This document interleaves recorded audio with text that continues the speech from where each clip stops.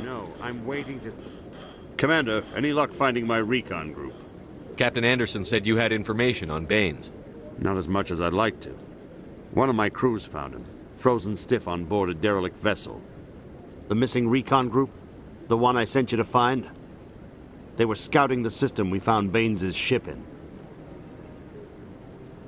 You should have mentioned this earlier, Admiral. Baines is already dead. It's too late for him. I'm only concerned about my team. Someone has to find them. Please, Shepard, I'm counting on you.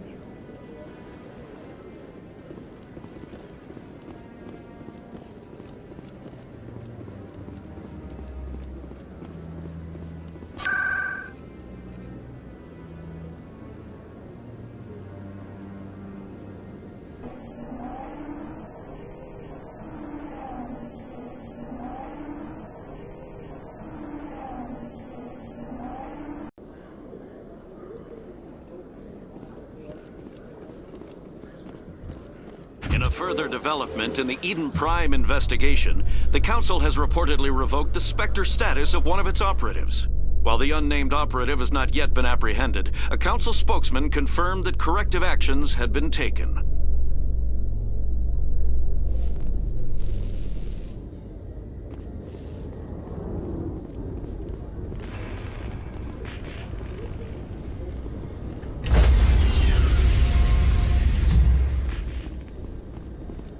Stand by, shore party. Decontamination in progress.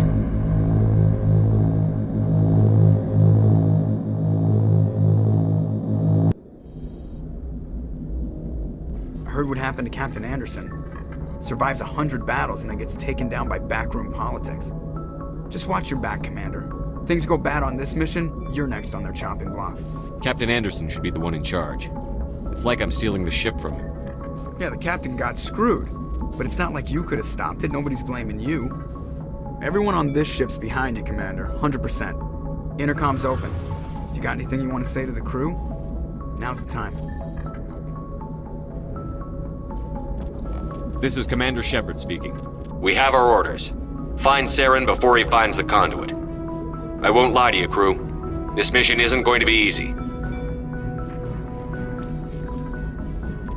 For too long, our species has stood apart from the others. Now it's time for us to step up and do our part for the rest of the galaxy. Time to show them what humans are made of. This began with an attack on a human settlement in the Traverse. But we know Saren won't stop there. His Geth armies aren't going to stay on the far fringes of Citadel space. Our enemy knows we're coming. When we go into the Traverse, Saren's followers will be waiting for us. But we'll be ready for them, too. Humanity needs to do this. Not just for our own sake, but for the sake of every other species in Citadel space. Saren must be stopped. And I promise you all, we will stop him. Well said, Commander. Captain will be proud. The captain gave up everything so I could have this chance. We can't fail. Yes, sir.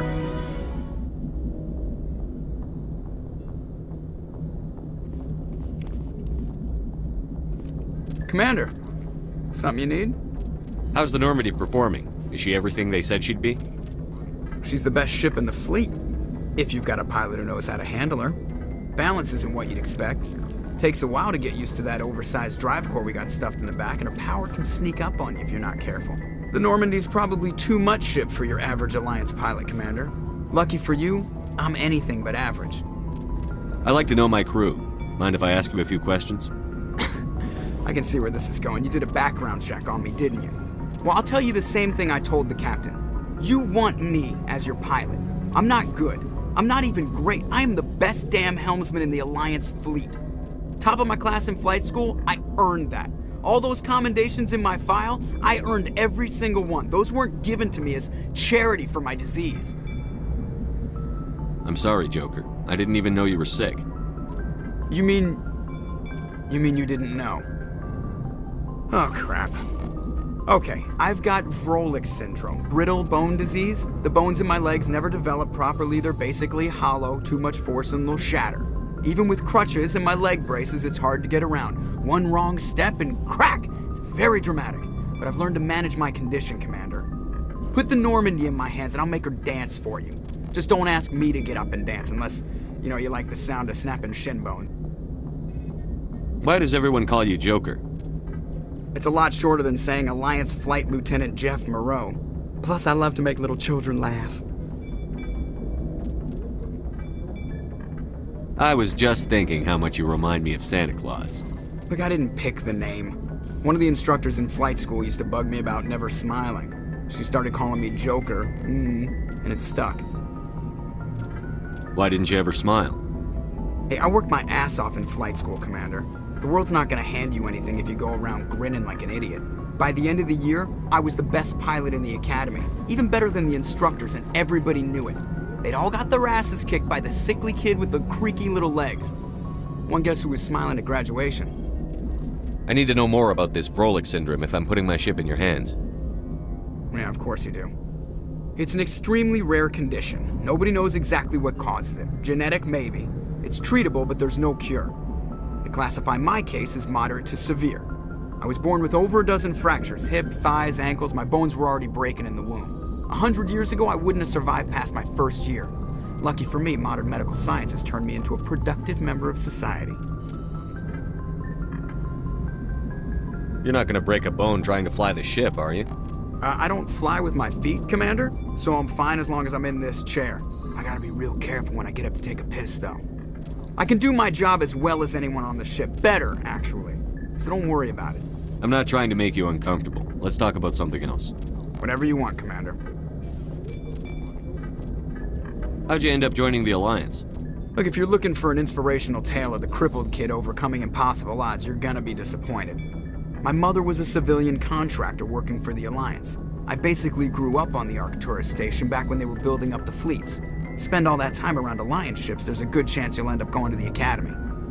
I have to go. All right, see ya.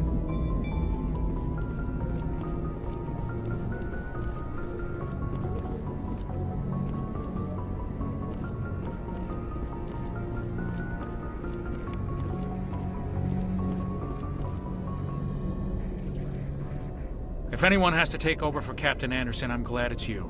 I'm not sure about having non-humans on our ship, though. We're all on the same team here, Presley. With all due respect, sir, that's what they said about Nihilus. Look how that turned out. I'm in charge here, Presley. I decide if we have non-humans on this vessel. Yes, sir. Understood, sir. Speak freely, Presley. I want to know if you have a problem with non-humans. It's not that, Commander. Humanity has always handled its own problems. Saren attacked one of our colonies. We should be the ones to stop him. We don't need their help. Some people think asking for help is a sign of weakness. That's just being stupid and stubborn. No matter how strong you are, allies can make you stronger. I guess so. Maybe I'm just stuck in the old ways of thinking. But don't worry, Commander. This won't be a problem. How did you end up assigned to the Normandy? I signed up with the Alliance as a navigator right out of school. Following in my grandfather's footsteps, I guess. My first posting was on the Agincourt. We were one of the first reinforcements to arrive at Elysium after the Blitz hit. Those raiders were no match for an Alliance frigate. Of course, the only reason the colony was still standing was because of you, Commander. I can't believe you held out as long as you did. How'd you end up on the Normandy? I got my officer's commission after Elysium. Must have made an impression on the right people. Captain asked for me when he was picking his crew. Carry on, Presley. Yes, sir.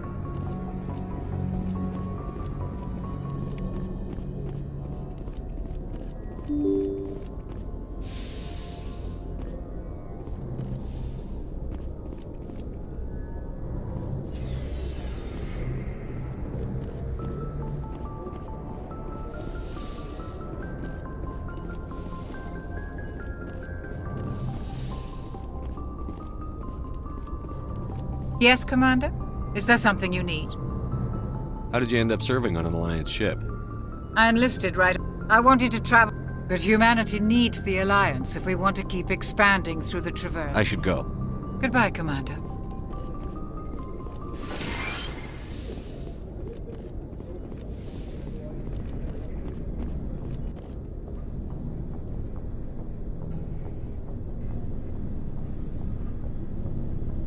Anything you need, Commander? Just trying to get a sense of where the crew's at. Thoughts? I've wasted enough of your time for now, Commander. We'll have time for personal debriefings later. What's your opinion on the last mission? I don't see how we could have done things any better. At least not without getting to Eden Prime sooner. And we were on the scene faster than any other Alliance ship could have been. We'll talk another time, Lieutenant. Commander?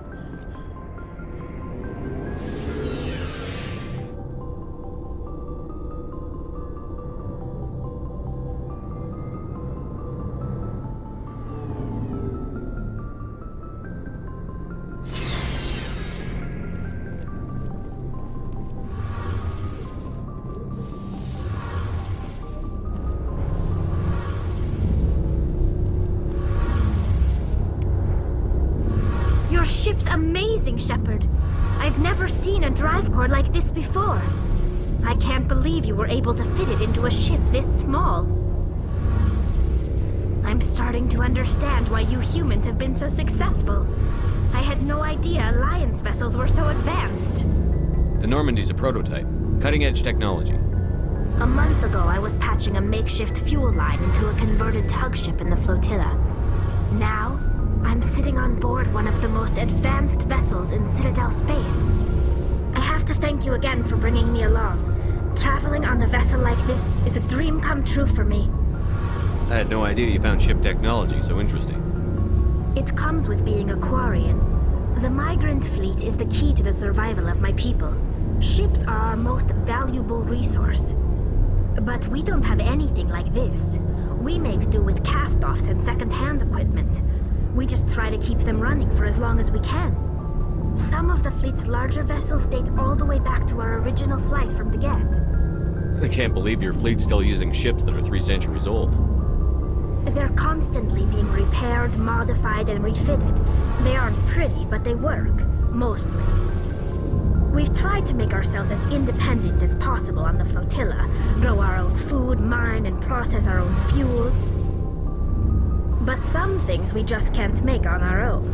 A patch to maintain the hull integrity requires raw materials we just don't have. That's why our pilgrimages are so important. Tell me about your people. Our lives aren't easy.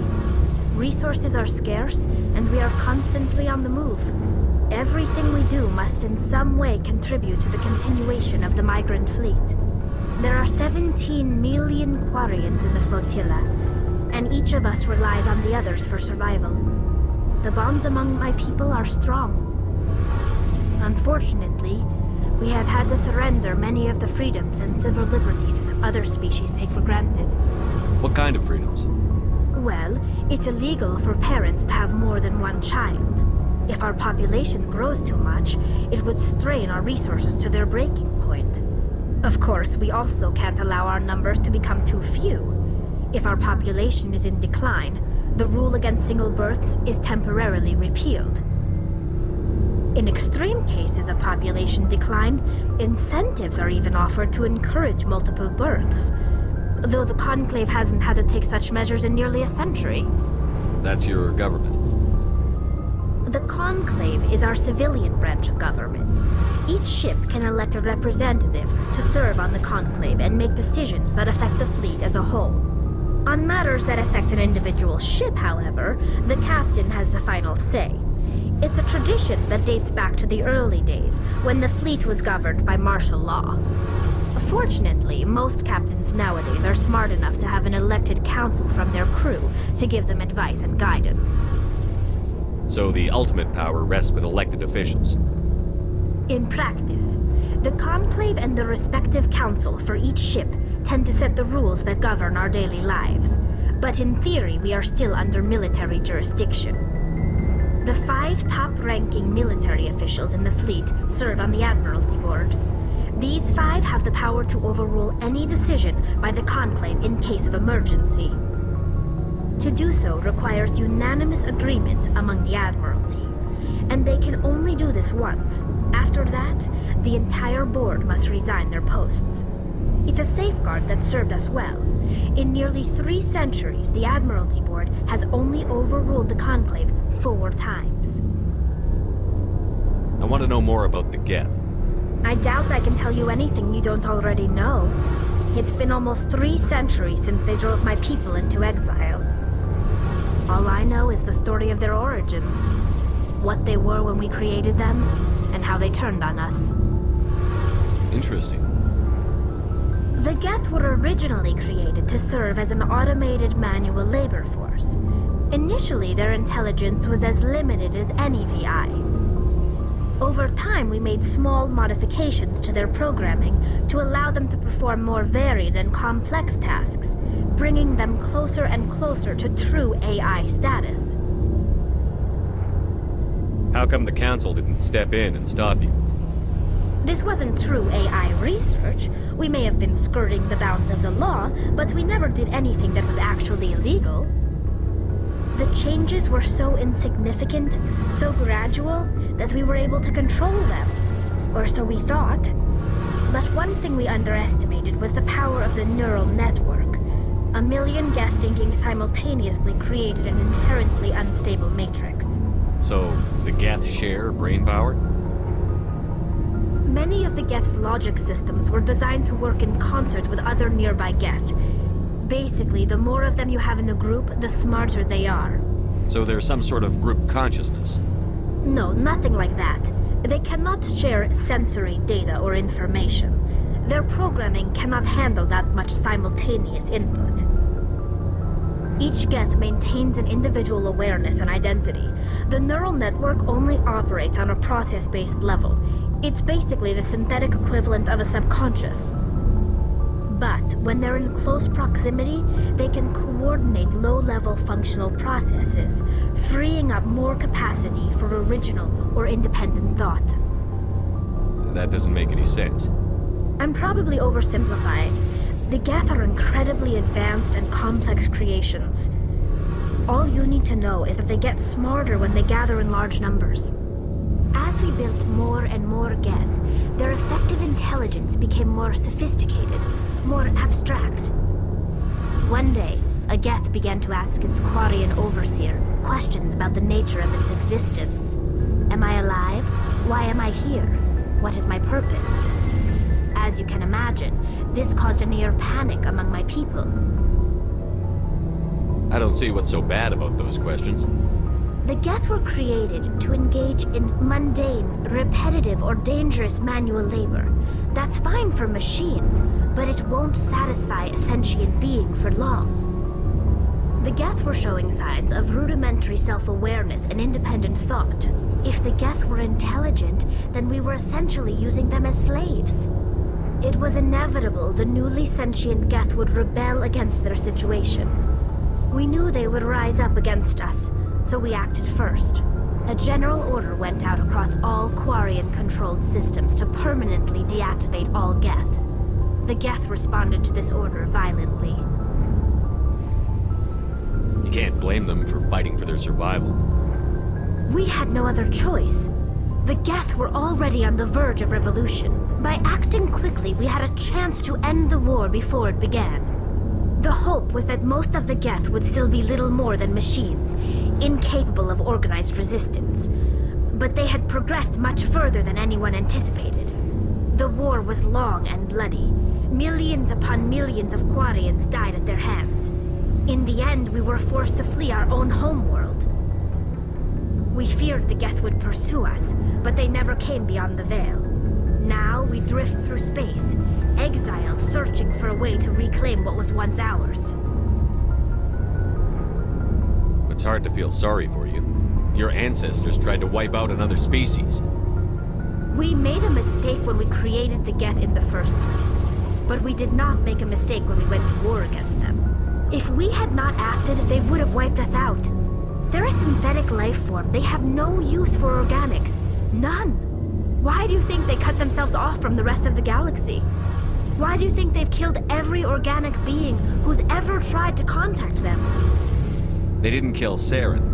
What does that tell you? The Geth are not innocent victims in all this. They're the enemy. They want to destroy us. Not just the Quarians. All organic life. That's why they've joined up with Saren. And that's why we have to stop him.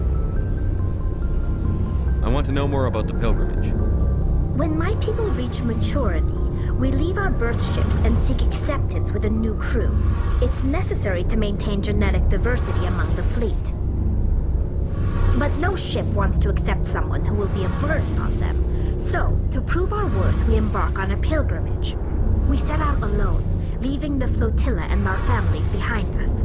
We only return once we have found something of value we can bring back to the fleet. This is presented as a gift to the captain of the respective ship we wish to join. If the gift is accepted, we are welcomed into the crew. Can a captain choose to reject the gift? That doesn't happen often. Most captains are eager to increase the size of their crew. It increases their own standing in our society. Even when a gift is not particularly valuable, the captain usually accepts it out of a sense of tradition. However, there is a stigma to presenting a substandard gift. It's not the best way to make a good impression on a new community. Most pilgrims don't return until they find something worthwhile. I can't believe they just send you off alone. It's not like they just cast us out. Before we leave, we are given lessons in how to survive outside the flotilla, and given gifts to help us on our journey. We also receive implants to fight off sickness and disease. Generations of living in an isolated and highly controlled environment have left our immune systems weaker than most. By the time we leave the fleet, we are well equipped for the pilgrimage. This is a rite of passage for all Quarians. If it were dangerous, our numbers would suffer. Virtually every pilgrimage ends with a triumphant return and the ritual presentation of the gift to one of the fleet's captains. I want to talk about something else. Like what? I should go. See you later.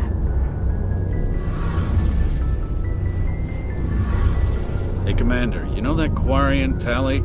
She's been spending all her time down here asking me about our engines. I'll tell her to leave you alone. What? No, she's amazing. I wish my guys were half as smart as she is. Give her a month on board and she'll know more about our engines than I do. She's got a real knack for technology, that one. I can see why you wanted her to come along. I figured she'd be a real asset to the team. You got an eye for Tally, Commander, but I'm guessing that's not why you came down here. Fill me in on the IES stealth systems. How does it work exactly? You can't hide a ship out in space. They emit too much heat and radiation. Too easy for sensors to pick them up, unless you find a way to capture those emissions.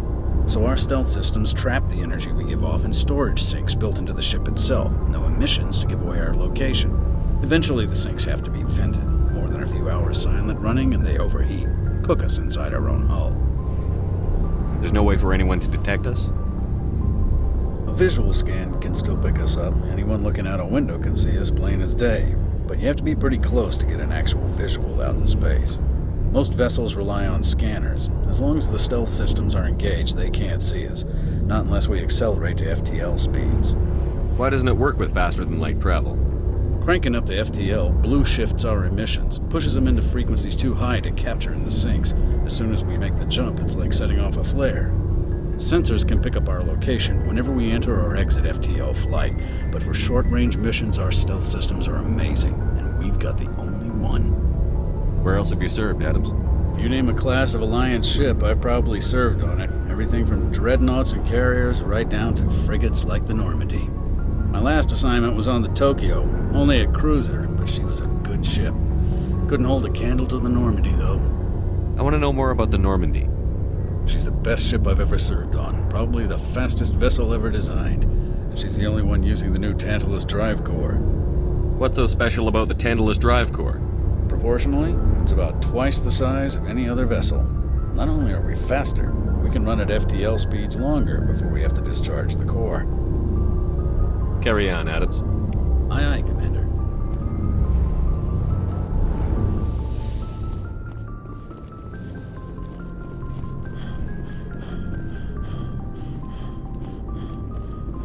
Hey, Commander. Looking for some extra supplies before you head out? What have you got? Whatever you want. Armor, weapons, mods. It's not standard Alliance issue, but that's not necessarily a bad thing. Well, as long as you don't mind paying for it. Why should I pay you for my weapons and armor? My stuff doesn't come from the Alliance. I have to purchase it myself, and it's not cheap. Hell, the licenses alone have set me back more than I'd like. But no licenses, no goods. Without the goods, I'm out of a job. What are licenses? Why do you need them? Manufacturers sell licenses. Each license allows me to buy and sell a certain brand of products. I already have several basic ones, but you'll need to buy more if you want me to bring in different brands. Many of the best licenses are hard to get, but they're well worth the cost if you can find them. What do the different manufacturers offer? There are too many for me to keep track of, but each license will explain what it's good for. How often will you get new items? Well, that depends on how many licenses you've purchased, but I'll rotate items on a regular basis regardless. And anytime we land someplace with a big enough port, I'll buy, sell, and trade whatever I can. Check back often. I need to move items quickly, so only the most basic items will be stocked consistently. Let's see what you've got. You bet, Commander.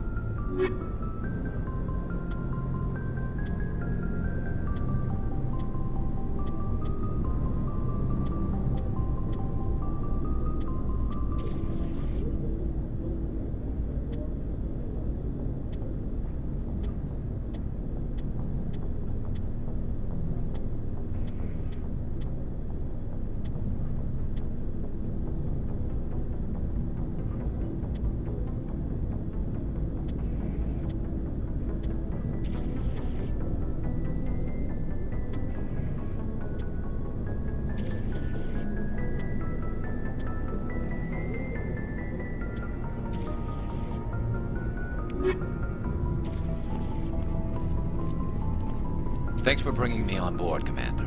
I knew working with the Spectre would be better than life at CSEC. Have you worked with a Spectre before? Well, no, but I know what they're like. Spectres make their own rules. You're free to handle things your way. At CSEC, you're buried by rules. The damn bureaucrats are always on your back. Being a Spectre does have its advantages. Exactly my point. If I'm trying to take down a suspect, it shouldn't matter how I do it, as long as I do it. But CSEC wants it done their way. Protocol and procedure come first. That's why I left. So you just quit because you didn't like the way they do things? There's more to it than that. It didn't start out bad, but as I rose in ranks, I got saddled with more and more red tape. CSEC's handling of Saren was typical. I just couldn't take it anymore. I hate leaving. I hope you made the right choice. I'd hate for you to regret it later. Well, that's sort of why I teamed up with you. It's a chance for me to get off the Citadel, see how things are done outside CSEC. Either way, I plan to make the most of this. And without CSEC headquarters looking over my shoulder, well, maybe I can get the job done my way for a change. As long as you do your job well, you're free to go about your business as you see fit. Thank you, Commander.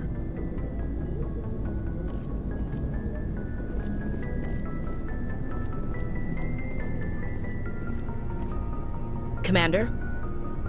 What's your opinion on the last mission? Kinda wish you'd got there sooner, Commander. No offense, I appreciate the rescue. I just wish... You wish we'd been able to save the rest of your unit? Yes, sir. If I had been more alert, we wouldn't have been cut down by an ambush. The Geth are perfect ambushers. They don't move, they don't make noise, they don't even breathe. Sir, they have flashlight heads. I'll make sure it doesn't happen again. Do you have a few minutes to talk one-on-one? I'm sorry, Commander. I need to get my duty squared away. I wouldn't mind talking more later, though. Dismissed, Chief. Sir.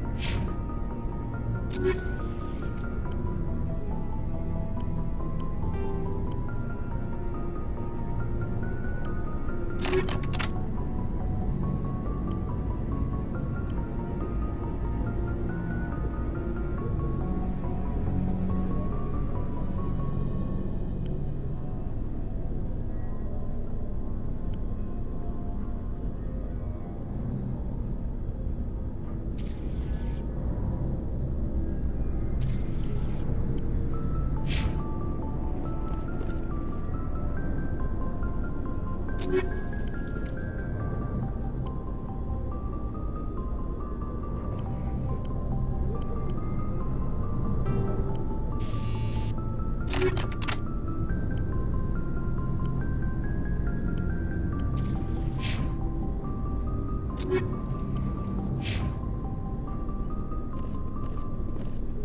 ship you've got, Shepard. What can I do for you? What's your story, Rex? There's no story. Go ask the Quarian if you want stories. You Krogan live for centuries. Don't tell me you haven't had a few interesting adventures. Well, there was this one time the Turians almost wiped out our entire race. That was fun. I heard about that. You know, they almost did the same to us. It's not the same. It seems pretty much the same to me. So your people were infected with a genetic mutation? An infection that makes only a few in 1,000 children survive birth? And I suppose it's destroying your entire species? I suppose it isn't all the same. I don't expect you to understand, but don't compare humanity's fate with the Krogan. I was just making conversation. I wasn't trying to upset you. Your ignorance doesn't upset me, Shepard. As for the Krogan, I gave up on them long ago. The genophage infected us, but it's not what's killing us. Are your people really dying? We're sure not getting any stronger. We're too spread out. None of us are interested in staying in our own system. Lots of species have left their homes and prospered. But they go to colonize new worlds. We're not settlers. We're warriors. We want to fight. So we leave. Hire ourselves out. And most of us never go back. What can you tell me about the genophage? Ask the Solarians if you want details. They made it. All I know, it makes breeding nearly impossible. Thousands die in stillbirth, and most never get that far. Every Krogan is infected, every one. And no one's rushing to find a cure. Why don't the Krogan try to find a cure? When was the last time you saw a Krogan scientist? You ask a Krogan, would he rather find a cure for the genophage or fight for credits? He'll choose fighting every time. It's just who we are, Shepard. I can't change that. Nobody can. So long, Rex. Shepard.